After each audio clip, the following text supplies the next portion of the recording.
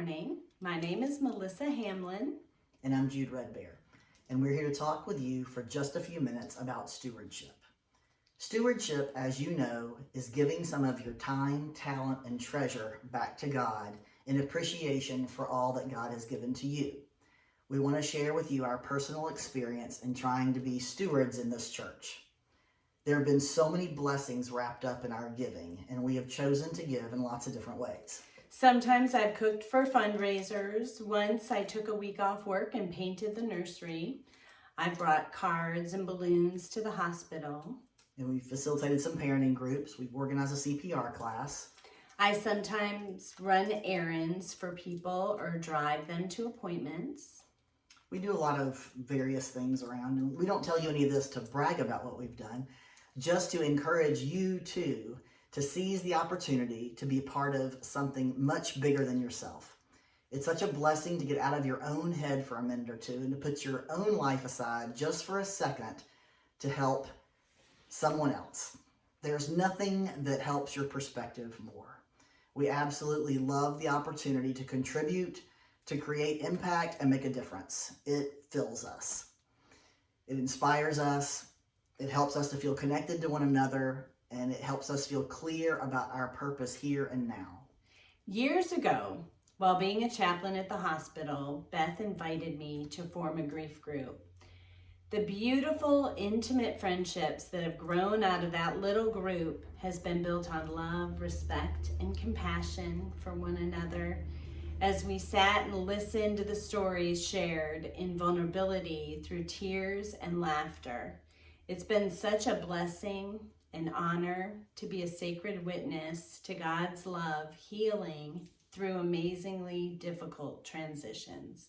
It's not always been easy, but watching the strength of the Holy Spirit work through very big issues is nothing short of a miracle. And as she said, Missy really likes to contribute, and when she sees a need, she sometimes jumps on it. She saw a need and thought up with the idea to create a DME library, durable medical equipment, for those that need what is often difficult to store and expensive to buy reusable medical assistive devices. So now we have a closet that she and Mark Hine manage out the back behind the nursery, and it's filled with bedside potties, wheelchairs, walkers, and things like that. While being a part of community, this all has to go two ways. We need to give and we need to receive. We need to have the courage to ask friends to walk beside us when we're the ones in need of support. We want everyone to know the impact that we have felt in our lives and the lives of our 4 children by giving our time, talent, and treasure to our community here, and by receiving so much support from our church family here. So, on the receiving end of things, we have countless examples between us and our kids. In the past 15 years, we have struggled with lots of issues, highs and lows, all around being a family, living in the margins of society, around transitions, different jobs, car issues, all kinds of stuff. The sense of belonging and significance that we receive from this community has been a stabilizing, grounding force that has held our family tightly together.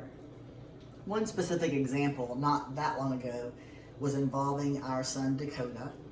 And as you all probably know, Dakota is very particular. He's an adamant rule follower. He's very reserved, and he prefers to fly under the radar if he can help it. Dakota also happens to have brown skin, and we live in a very white county near here. I only mention that because it was relevant on the day he and another teen chose to fool around in the sacristy, lifting their hoods on their robes, posing as Klansmen for what ended up being on a social media post. They then added some comments under the picture, And the two boys got famous at their prospective schools very quickly. Strange and terrible things happened following all that for both of our families. Dakota was going to be made an example of how reverse racism will not be tolerated at his high school. So Dakota got suspended for 2 weeks. And at the end of the 2 weeks, he was going to have a hearing. And someone called me and told me that we might want to consider getting a lawyer. So several lawyers started contacting us, and I really started getting nervous. And I'm not sure what other people's go-to is, but I called a famous 8 a.m.er, and she put all things in order as only she could do. And on the morning of his hearing, the support that showed up at his school was unbelievable. The school has never had such a response. It was an incredible experience for us. Yeah, so many people came, even though it was 8 a.m. on a work day. I think it was even maybe 20, 22 people. Even Laura came, and she was involved in a week-long seminar in Atlanta, and she drove out early that morning. Well, so in the end, everything worked out fine. Suzanne said, well, he's on the right side of the joke. It's just been done already. And it was just apparent that he had insulted a white supremacist or the Klan, possibly. So we made a commitment to sit beside all of you and share our time and our talents and our treasure. We lean on all of you in so many ways. This isn't always easy, but it's always very gratifying. And knowing that we're doing the right thing and we're helping others through transparency, authenticity, and vulnerability.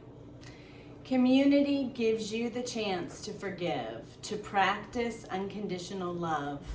We step into courage with faith.